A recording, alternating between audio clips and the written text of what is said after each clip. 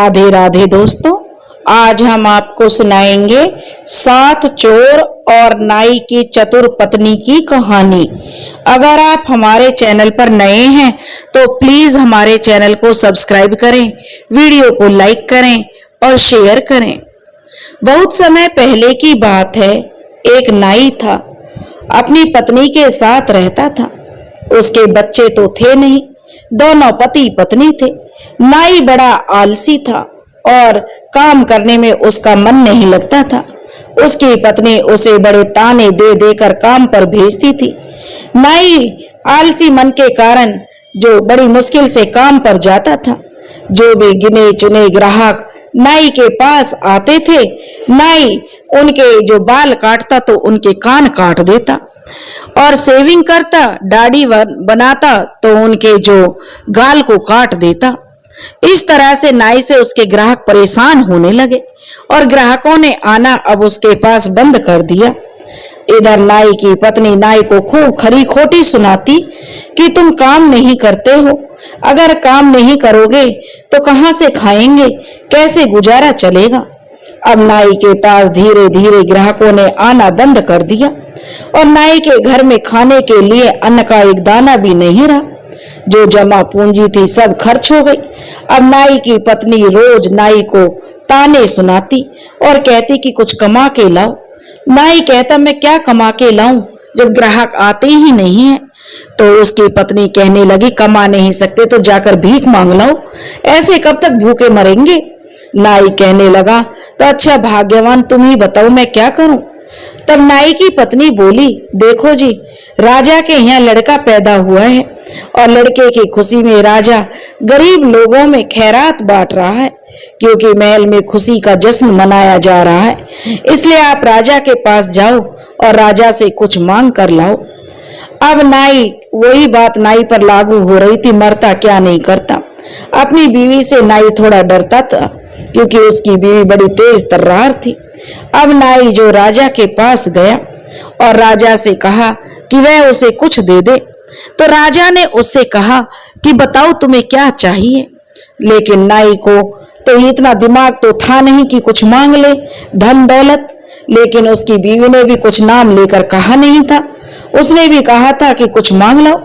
इसलिए नाई ने कहा कि जो भी कुछ दोगे वही मुझे मंजूर है, लेकिन मुझे कुछ दे दो। राजा ने कहा ठीक है, मैं तुम्हें एक जमीन का टुकड़ा दे देता हूँ। और नाई ने सोचा कि शायद यही अच्छी चीज होगी, इसलिए नाई को जो जमीन का टुकड़ा देने के लिए राजा ने आदेश जारी कर दिया और उसे शहर के बाहर एक जमीन का टुकड़ा दे दिया। नाई जब खाली हाथ घर आया तो उसकी पत्नी ने नाई से पूछा कि राजा से क्या मांग कर लाए हो। अब नाई ने कहा कि मुझे राजा ने एक जमीन का टुकड़ा दिया है शहर के बाहर। तब नाई की जो पत्नी थी उसने अपना सिर पीट लिया और बोली, क्या तुम खाने के लिए अन्न नहीं ला सकते थे, थोड़ा धन नहीं मांग सकते थे जिससे हमारा गुजारा हो जाता। अब बताओ उस जमीन के टुकड़े का क्या करेंगे, हमारे पास तो हल और बैल भी नहीं है जिससे कि हम कोई खेती कर पाए। लेकिन अब नाई की पत्नी कहने लगी ठीक है जो भी है। नाई की बीवी नाई के साथ उस जमीन के टुकड़े को देखने गई, लेकिन उसने अपना दिमाग चलाया और नाई से कहने लगी देखो जी, तुम मेरी नकल करते जाना, जैसे मैं करूं वैसे ही तुम करना। नाई बोला ठीक है। अब नाई की बीवी उस जमीन पर इधर उधर घूमने लगी जैसे कि कुछ ढूंढ रही हो। जो कोई उसे राहगीर आता जाता दिखाई देता तो उसे देखकर वह चुप बैठ जाती। अब 7 चोर चोरी करने जा रहे थे। वो बहुत देर से उन दोनों को देख रहे थे। वो एक झाड़ के पीछे छुपे हुए थे। तभी उनमें से एक चोर उस नाई की बीवी के पास गया और बोला, बहन क्या बात है, तुम बड़ी परेशान नजर आ रही हो। नाई की बीवी बोली, भैया क्या बताऊं, बात ही परेशानी की है। इस खेत में मेरे दादाजी ने एक सोने की मोहरों से भरा हुआ टोकना दबाया था, लेकिन तब मैं बहुत छोटी थी, यह नहीं पूछ पाई कि कौन सी जगह दबाया था। लेकिन अब मैं उसे देखने आई हूं तो मेरी समझ में नहीं आ रहा कि कहां पे दबाया गया होगा। और उस चोर से बोली, देखो भैया, इसके बारे में किसी को बताना नहीं। और फिर नाई की बीवी अपने पति से बोली, चलो जी, शाम होने को है, सूरज ढलने वाला है, कल मजदूरों को साथ लाएंगे, तब खुदाई करवाएंगे, पता नहीं कहाँ पे दबा हुआ है, तभी मिलेगा वो टोकना। नाई की पत्नी अपने पति के साथ अपने घर लौट आई। उधर रात को सातों चोरों ने मिलकर उस जमीन को कई बार ऐसे खोद डाला जैसे कि कई बार उस पर हल चलाया गया हो। अब नाई की बीवी सुबह नाई के साथ गई तो वह अपनी कामयाबी पर बड़ी खुश हुई और वह घर आकर जो दुकान पर गई और दुकानदार से गेहूं जो उधार लेकर आई और उससे बोली, 3 महीने बाद तुम्हें मैं इसका 3 गुना गेहूं उधार दूंगी और जो चुका दूंगी, जो आप मुझे गेहूं दे रहे हैं इसका 3 गुना करके चुकाऊंगी। अब ना जो दुकानदार था उसने भी इस बात पर उसे गेहूं दे दिया कि 3 महीने बाद 3 गुना गेहूं वापस मिलेगा। उधर नाई की बीवी ने उस खेत में गेहूं बो दिए और उसमें फसल भी उम्मीद से ज्यादा हुई, काफी गेहूं हुआ। उसने दुकानदार का गेहूं चुका दिया और अपने खाने लायक अनाज उसने अपने घर में भर लिया और बाकी गेहूं बेचकर उसने सोने चांदी के सिक्के खरीद लिए। अब तक उसके सारे कारनामों पर चोरों की पैनी निगाह थी। अब चोर नाई की बीवी के घर आए और उससे कहने लगे कि इस फसल में हमें भी हमारा हिस्सा चाहिए। तो नाई की बीवी बोली, अरे किस चीज का हिस्सा चाहिए तुम्हें? तो वो कहने लगे कि उस जमीन को फसल बोने के लायक हमने ही बनाया था। तो नाई की बीवी कहने लगी, देखो मैंने तुमसे कहा था उसमें सोना दबा है और मैंने वो सोना निकाल लिया, तुम्हें नहीं मिला तो ये तुम्हारी गलती है, मुझे मिल गया मैं लेकर आ गई। तो चोर कहने लगे कि ठीक है, आज की रात संभल के रहना, हम अपना हिस्सा खुद ले लेंगे। नाई की बीवी अब समझ गई कि जरूर इनसे जो कैसे बचना है, वह अपना दिमाग चलाने लगी। तभी उनमें से एक चोर नाई के घर में छिप गया, जिसे नाई की बीवी ने देख लिया था। चोर इसलिए छिपा था कि रात को उसके साथी आएंगे तो वह दरवाजा खोल देगा। अब चोरों की धमकी से जो नाई तो बहुत डर गया था। वह अपनी बीवी से कहने लगा, तुमने उन सिक्कों को, सोने के जो सिक्के, कहाँ छुपाया है? तो नाई की बीवी जो चोर को सुनाने के लिए बोली, देखो जी, जब चोर आएंगे तो मुझे पता चल जाएगा। मैंने अपने खाट के नीचे खड्डा खोद के एक हंडिया में उन सिक्कों को दबा दिया है और उनके ऊपर एक मिठाई का डिब्बा भी रख दिया है। अब चोर यह सुनकर अंदर ही अंदर बड़ा खुश हो रहा था। और जब नाई और नाई की बीवी सो गए तो चोर कमरे में से निकला और उसने उनकी खाट के नीचे से वो हंडिया निकाली जहां सचमुच में एक हंडिया दबी हुई थी। जब चोर हंडिया लेकर अपने साथियों के साथ पहुंचा तो बोला, उसे अपनी कामयाबी पर बड़ा फक्र हो रहा था। वह बड़ी छाती चौड़ी करके कहने लगा, देखो दोस्तों, तुम्हें ज्यादा मेहनत करने की जरूरत नहीं है, क्योंकि मैं सोने से भरी हुई हंडिया निकाल लाया हूं। अब और इसमें ना नाई की बीवी कह रही थी कि मिठाइयां भी रखी हैं, चलो पहले मिठाइयां खा लेते हैं। सातों चोर एक पीपल के पेड़ के नीचे बैठ गए। रात का अंधेरा था, उन्हें कुछ दिखाई तो दे नहीं रहा था। अब उन्होंने हंडिया में हाथ डाला और मिठाई समझकर बकरी की मसैंगन को खाने लगे, जिससे चोरों को बड़ा बुरा हाल हुआ। अब सारे चोरों का गुस्सा फूट पड़ा। वे नाई की बीवी को सबक सिखाने के लिए दूसरे दिन उसके घर पहुंचे कि अब इस औरत को जो सबक सिखाना पड़ेगा, बड़ी चालाक बनती है।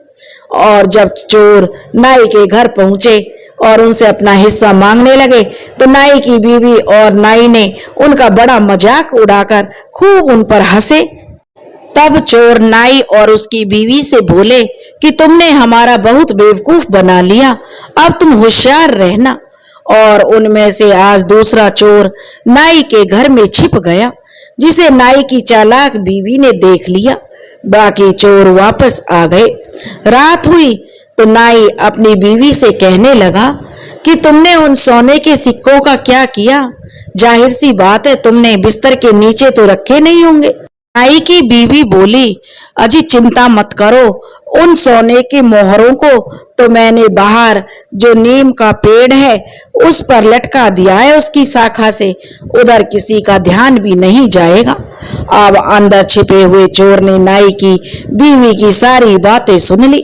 वह जब नाई और नाई की पत्नी सो गए तो दबे पांव घर से बाहर निकला और अपने साथियों से बोला कि मुझे पता चल गया है कि नाई की बीवी ने उन सोने के सिक्कों को कहाँ रखा है।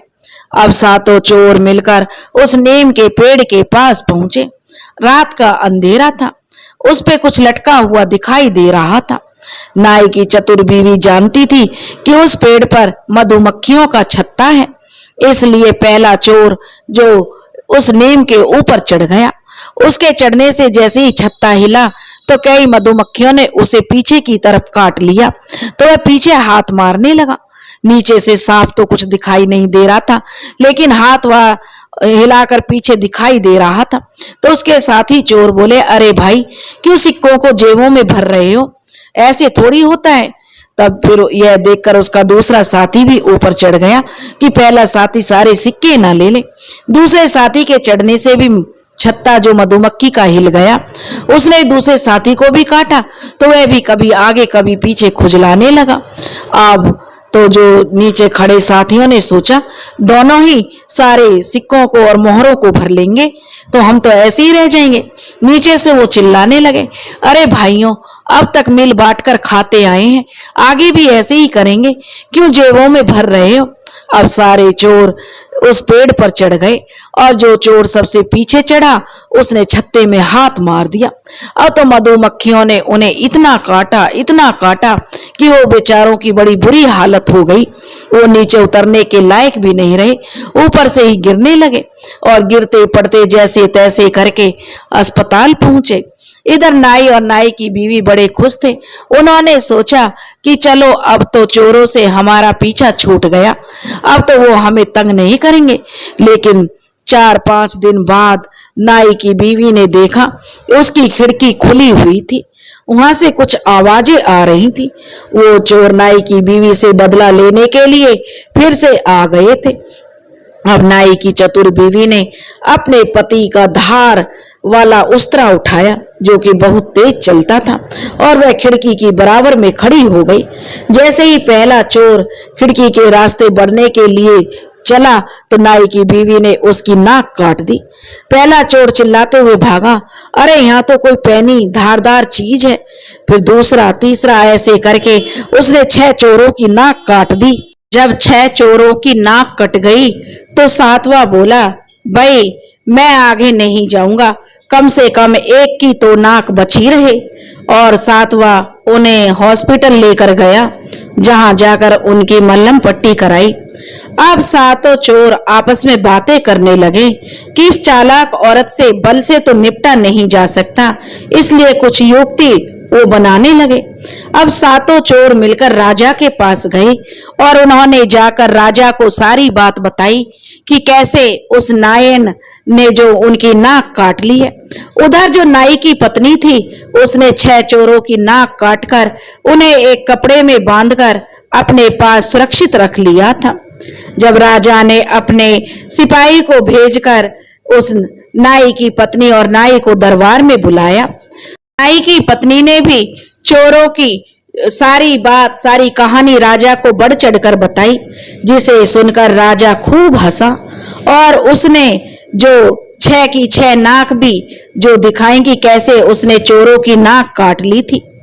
अब राजा ने नाई को अपने दरबार में ही उसे काम दे दिया और जो नाई की पत्नी थी उसकी समझदारी और चतुराई के लिए उसे खूब सारा इनाम दिया और उससे कहा, जब भी कभी तुम्हें किसी चीज की जरूरत हो तो यह दरबार तुम्हारे लिए हमेशा खुला रहेगा। उधर चोरों को उनकी करने की सजा मिली और राजा ने उन्हें चोरी करने के अपराध में जेल में डाल दिया। एक नाई की चतुर पत्नी ने अपने पति के साथ मिलकर चोरों को अच्छा सबक सिखाया और राजा से इनाम पाया। अब उनके दिन हंसी खुशी सुखपूर्वक बीतने लगे। दोस्तों, अगर आपको यह कहानी पसंद आई हो तो प्लीज हमारे चैनल को सब्सक्राइब करें, वीडियो को लाइक करें और शेयर करें। राधे राधे।